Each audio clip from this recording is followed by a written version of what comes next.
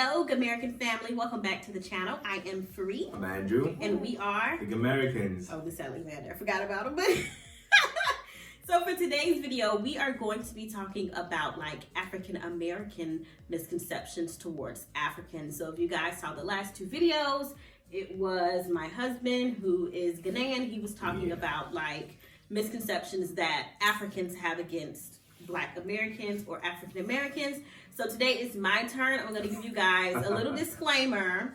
Y'all know I like to mind my business. I'm not worried about the price of fufu in Africa because I don't live in Africa. So most of these things really aren't like personal things. I literally had to like go on the internet and Google some stuff because I mind my own business. I stay in my lane, all right? So well, let's see what Google has for us. Yes. It's true. You said what? Let's see what Google has for us if it's true.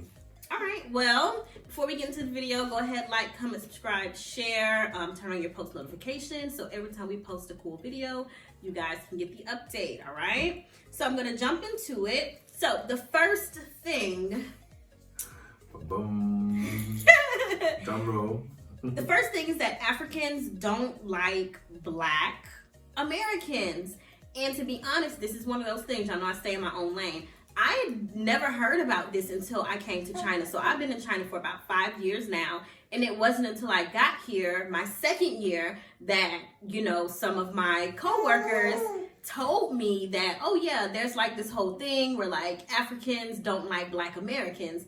And I was shocked because I was like, why? You know, but that's the first thing. Again, I'm not going to expand on it too much because that's what it is. But what do you have to say about that? So wait, before leaving America, you thought like everyone was united, like Africans were cool with African Americans or like that? Yeah, I guess so, because if you guys watched the first video, I told you I went to like undergrad with a lot of Africans.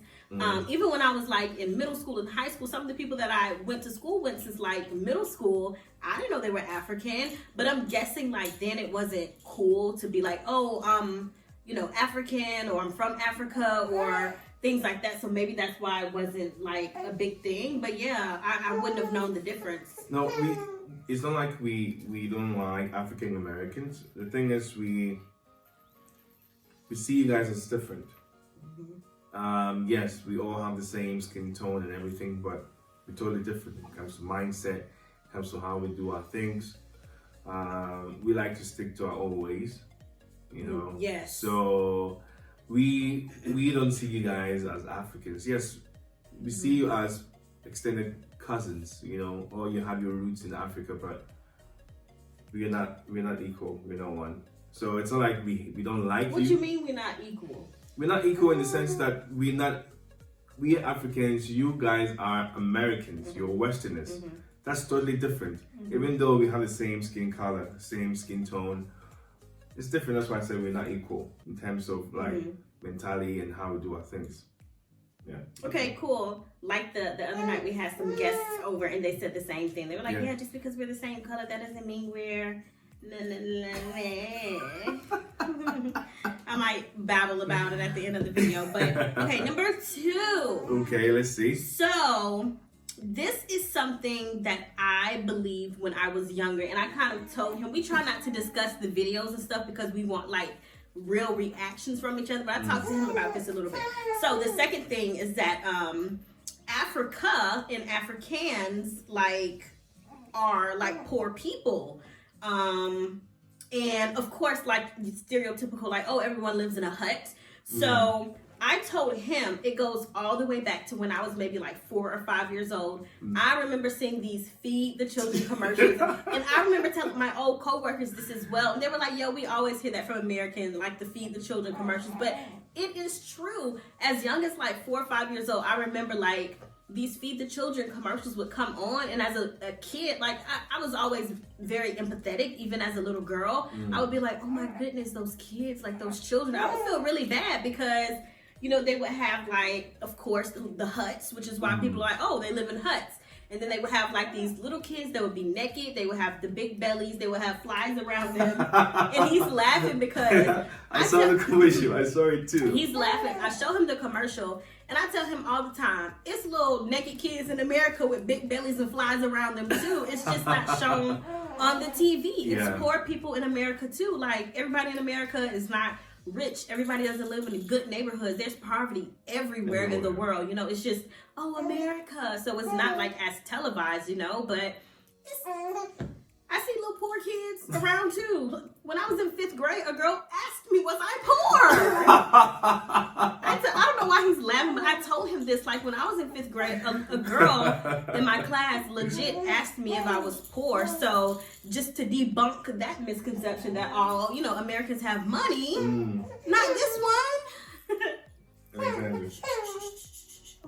Okay, guys, so we had to take a brief intermission just to put Mr. Alexander down because he was going crazy. He was tired, so we put him down. But as I was saying, the whole Feed the Children thing, I pretty much believe it was like media/propaganda, because it literally only showed like poverty, famine, like no running water, no clothes, like just the like basic necessities. It was like that was always what was broadcasted in those, you know, commercials. So all negative things in general in terms of those commercials. But again, like, that's all we really saw, especially when I was younger. You don't really see those commercials too much anymore. But when I was young, oh my goodness, those Feed the Children commercials. So the thing is, was it like, oh, feed the children of Africa, they are hungry? Or it was like, feed the children of country A or country B? How was it? That I really can't remember because they don't really show. I guess I think there's a totally different name now, but yeah, I don't know. Because I feel like, you know, I've seen the commercial. I feel like it was a propaganda, like, oh, Africa is poor, Africa is this. They were pushing, they were pushing the idea. Given to those exactly. Because imagine donating money and still for over 30 plus years, you're still doing the same thing. Like, it doesn't really make sense.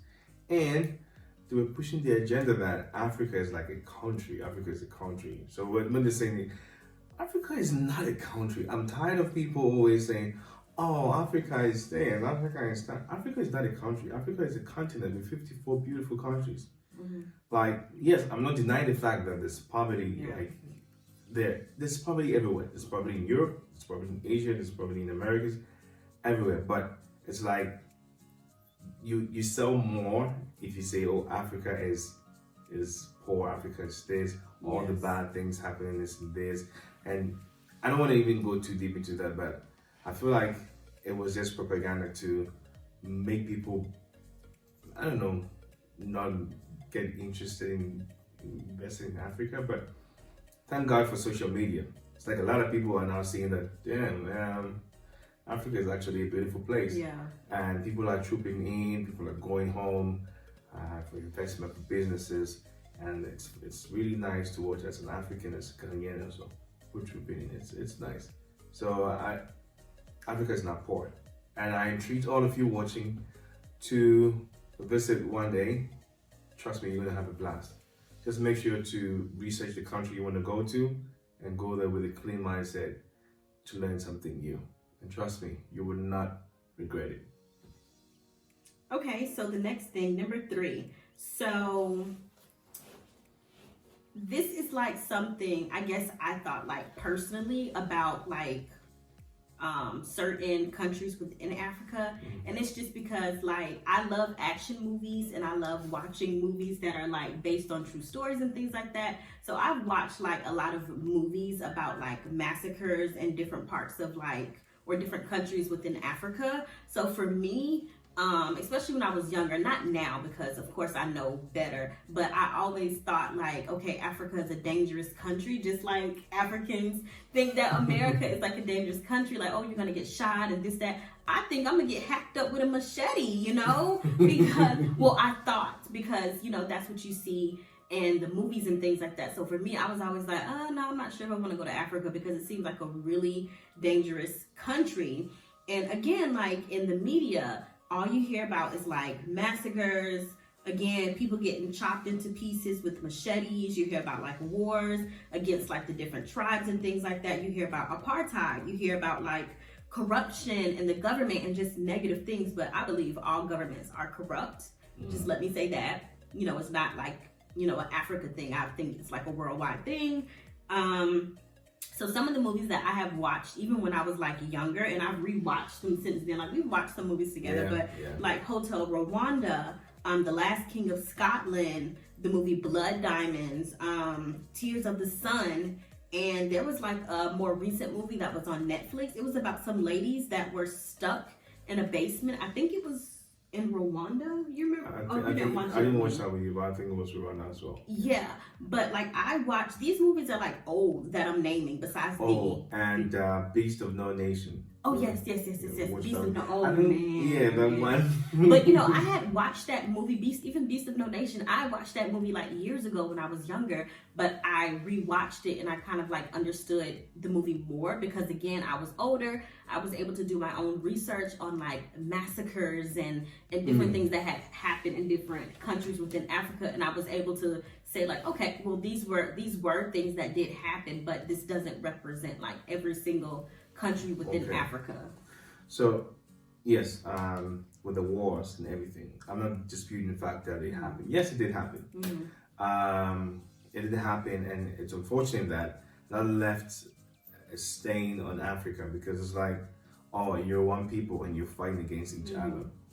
It's unfortunate, and this, I know my African brothers and sisters watching me will be, no, I wouldn't say pissed, but will be like, why are you talking about this? It's tribal war, tribalism. It's eating into Africans. I think most of the leaders were able to exploit that avenue, and then the wars broke, especially in Rwanda like this. The Hutus and I've forgotten the other one. If you know, please comment in the comment section. I've forgotten the Hutus, and then I think Tutsis, right? Look at me, I know.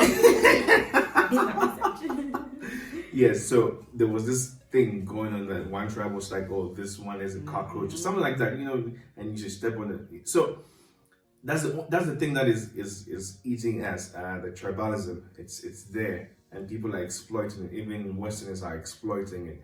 So it's that aspect. Yes, that's what is really killing us, and that's what created the wars and all of that greed. But at the end of the day, all these things are past events.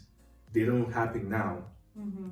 They don't happen now. So it's like, why are people still pushing the agenda that the wars in Africa and yada yada yada? So the fourth thing, I think this is something that I feel like I'm kind of like realizing this on my own, is that Africans are not very open-minded, or I don't want to say Africans, I'll say maybe the ones that I've encountered have not been very open-minded, especially since we've kind of been having the conversations about like Americans are this way, blah, blah, blah, blah.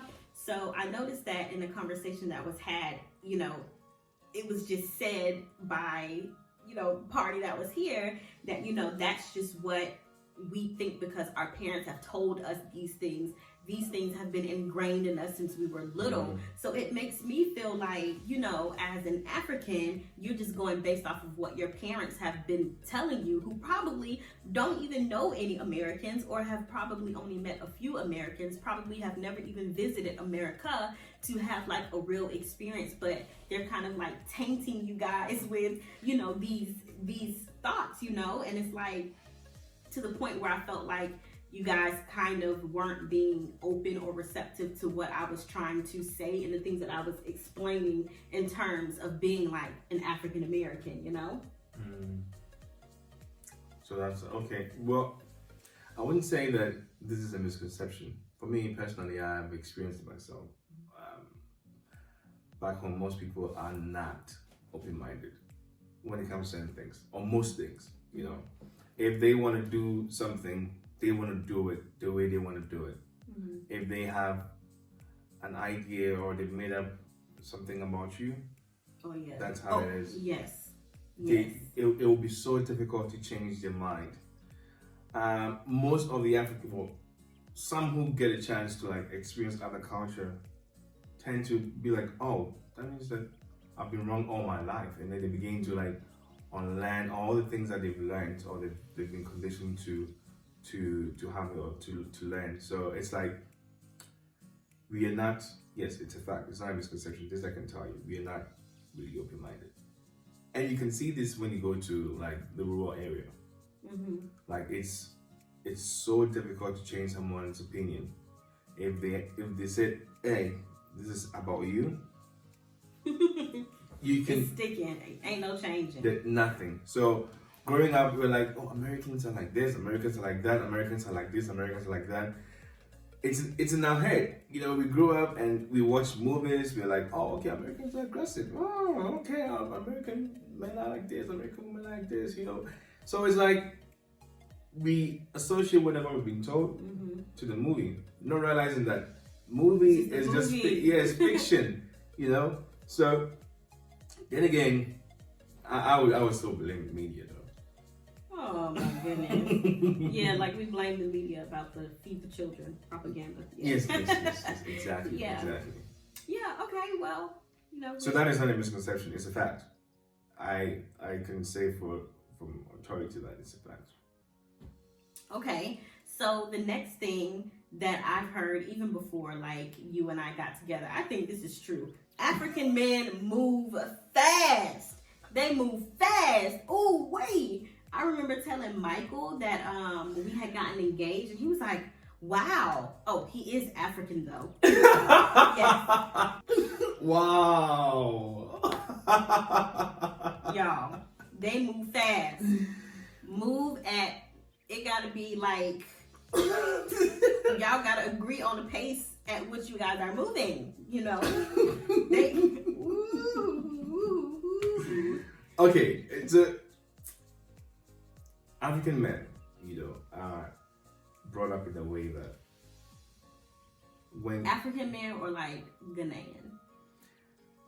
Okay, let me speak from my side. Let me not generalize it, because you know, some people might be like, it's not true. So Ghanaian men, most Ghanaian men, you know, we're brought up in a way that puts us in the position of like, oh, you're the head of the house. You know, when you meet a woman and you like the person, yes, you don't have to play games. Not like, oh, you see her, oh, just a week of dating, you go like, "I love you." No, not that kind of thing. But once you feel like you've known her enough and you feel like you can build something with her, we feel like there's no need to play around, you know, especially in this modern age where you can easily take your phone, go online, and just go on a dating site and get whatever you want to get.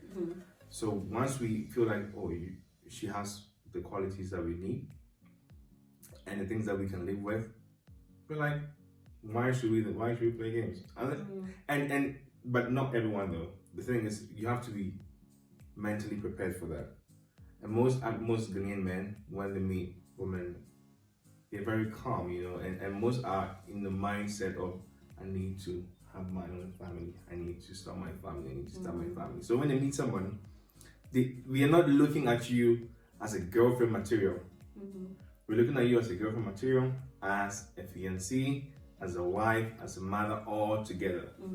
So when the Ghanaian man is like, oh no, I can't deal with this lady, he has already scanned you from girlfriend stage to motherhood stage. And it's like, oh no, she can't be in any of these categories, so I'm moving on. So that's why it seems like we're fast, because once we see, okay, you move from girlfriend stage in our mind to fiancée, to wife, to baby mama or mother of our kids,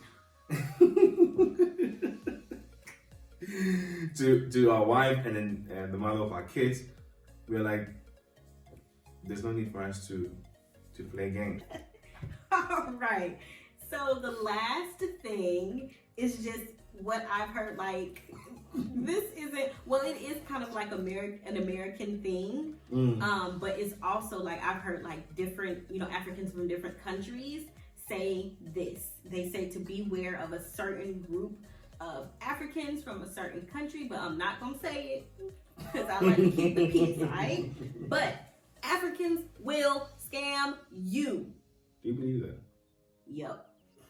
Why do you believe that? Yep. So there was like this whole like scheme going on where people were like, they were thinking that they were sending iPads to, I don't know who they thought they were sending them to, but one of my I wouldn't even say like a friend. He was talking about the situation where it was like some iPad like scam thing going on, where he was supposed to be sending the iPad to a country in Africa to get something back in return. And he said literally he got to the post office and they asked him like, where are you sending this iPad? And he was like, oh, I'm sending it to Africa. And the guy at the post office was like, no, don't do it. It's a scam going on.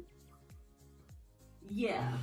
So I guess like they maybe selling iPads to people in Africa, and then they were supposed to be getting, like, they'll send them the money, and I guess after they receive the product, maybe they like dispute a charge or something like that and get the money back through PayPal, or I don't know. It was some like crazy thing going on, but yeah, it was like this huge scam going on. And then also I've heard from different groups of Africans, you know, from different countries, saying to like, oh, be careful, you know, if you're dealing with this, you know, specific people from this specific country in Africa. And I've heard this from like multiple, like not just Ghanaians, not just, you know. All right, so you know who I'm talking about. I don't want to say it because I like to keep peace. So wait, before I even talk about this, have you ever been scammed by an African?